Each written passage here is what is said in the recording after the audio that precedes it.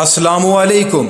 سننے والے سب بہن بھائیوں سے گزارش ہے کہ چینل کو سبسکرائب ضرور کر دیں اور ہمیں کمنٹ سیکشن میں آگاہ ضرور کریں کہ کون کون چاہتا ہے کہ رمضان المبارک میں آپ صلی اللہ علیہ وآلہ وسلم کی سیرت مکمل سننے کو ملے۔ شکریہ۔ قریش کا بھی ایک وفد مبارک دینے کے لیے گیا۔ اس وفد کے سردار عبد المطلب تھے۔ یہ وفد جب یمن پہنچا تو سیف اپنے محل میں تھا، اس کے سر پر تاج تھا، تلوار سامنے رکھی تھی اور ہمیری سردار اس کے دائیں بائیں بیٹھے تھے۔ سیف کو قریش کے وفد کی آمد کے بارے میں بتایا گیا۔ اسے یہ بھی بتایا گیا کہ یہ لوگ کس رتبے کے ہیں۔ اس نے ان لوگوں کو آنے کی اجازت دے دی۔ یہ وفد دربار میں پہنچا۔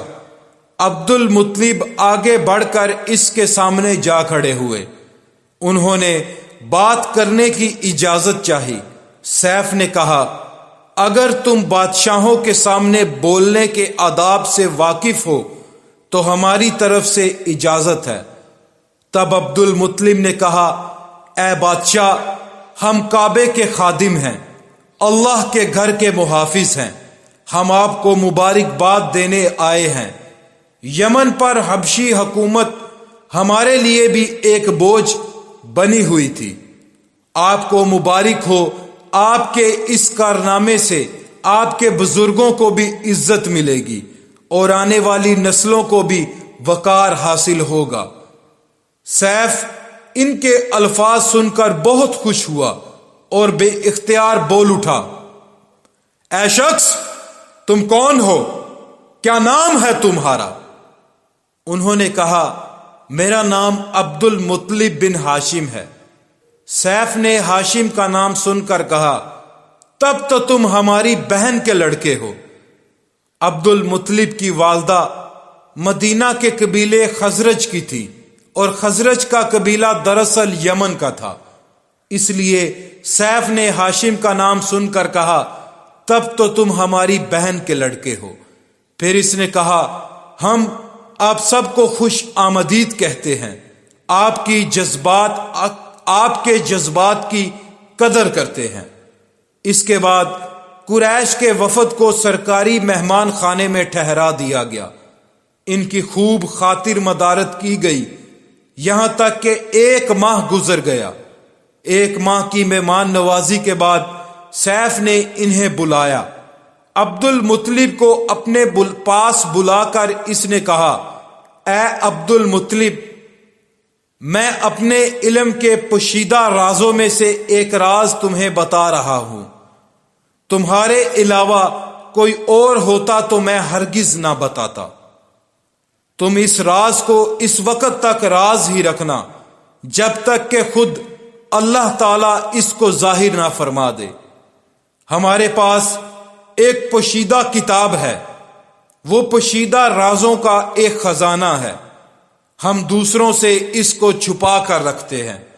میں نے اس کتاب میں ایک بہت عظیم الشان خبر اور ایک بڑے خطرے کے بارے میں پڑھ لیا ہے، اور وہ آپ کے بارے میں ہے۔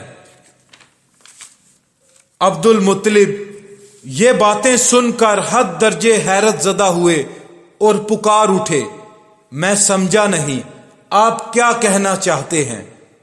سنو عبد المطلب، جب تہامہ کی وادی یعنی مکہ میں ایسا بچہ پیدا ہو جس کے دونوں کندھوں کے درمیان بالوں کا گچھا یعنی مہر نبوت ہو تو اسے امامت اور سرداری حاصل ہوگی، اور اس کی وجہ سے تمہیں قیامت تک کے لیے اعزاز ملے گا، عزت ملے گی۔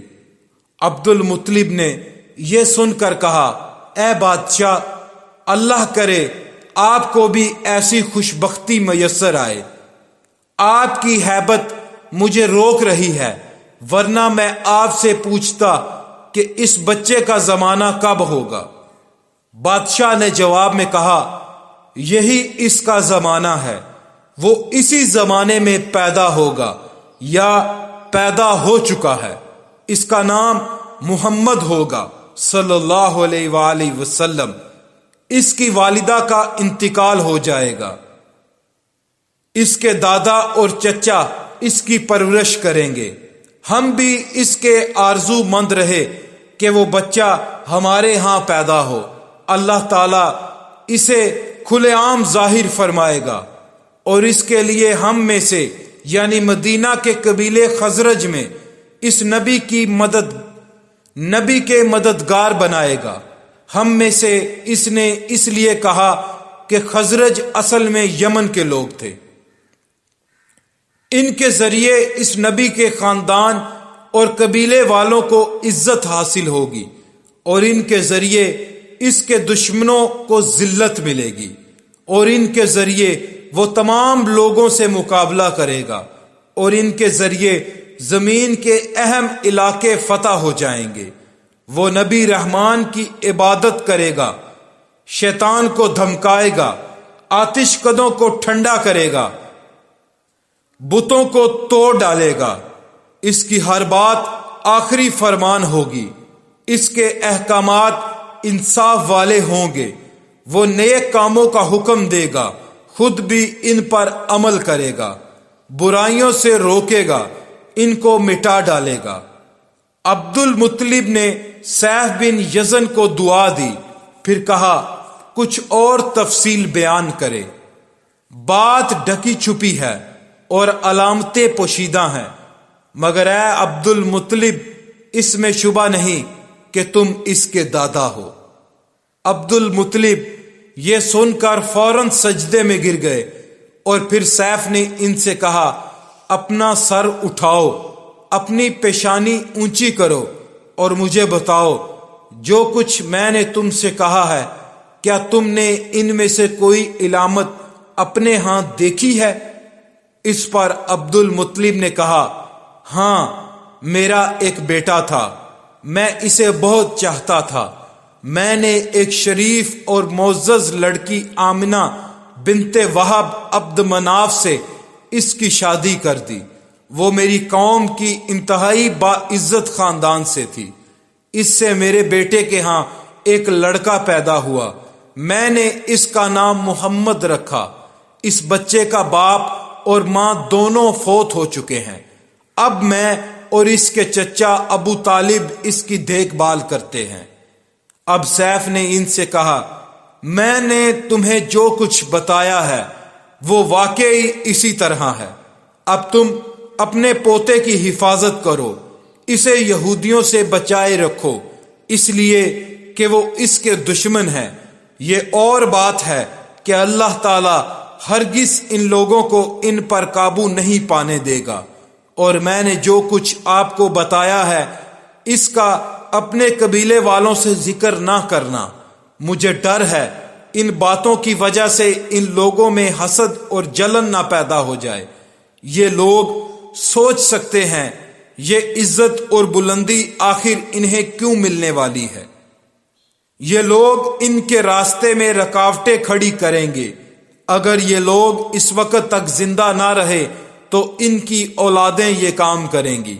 اگر مجھے یہ معلوم نہ ہوتا کہ اس نبی کے ظہور سے پہلے ہی موت مجھے آ لے گی تو میں اپنے اونٹوں اور قافلے کے ساتھ روانہ ہوتا اور ان کی سلطنت کے مرکز یثرب پہنچتا، کیونکہ میں اس کتاب میں یہ بات پاتا ہوں کہ شہر یثرب ان کی سلطنت کا مرکز ہوگا، ان کی طاقت کا سرچشمہ ہوگا، ان کی مدد اور نصرت کا ٹھکانہ ہوگا اور ان کی وفات کی جگہ ہوگی، اور انہیں دفن بھی یہی کیا جائے گا۔ اور ہماری کتاب پچھلے علوم سے بھری پڑی ہے۔ مجھے پتا ہے اگر میں اس وقت ان کی عظمت کا اعلان کروں تو خود ان کے لیے اور میرے لیے خطرات پیدا ہو جائیں گے۔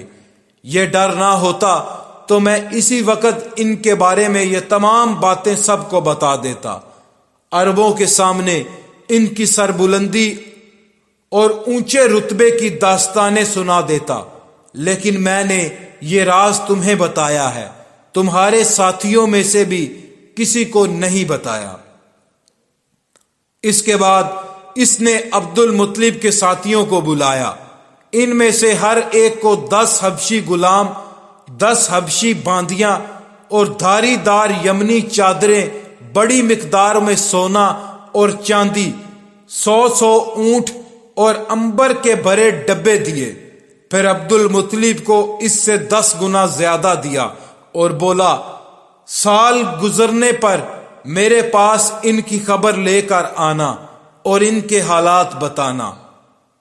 سال گزرنے سے پہلے ہی اس بادشاہ کا انتقال ہو گیا۔ اللہ پاک پڑھنا اور سننا قبول فرمائے۔ اللہ پاک کمی کوتاہی معاف فرمائے۔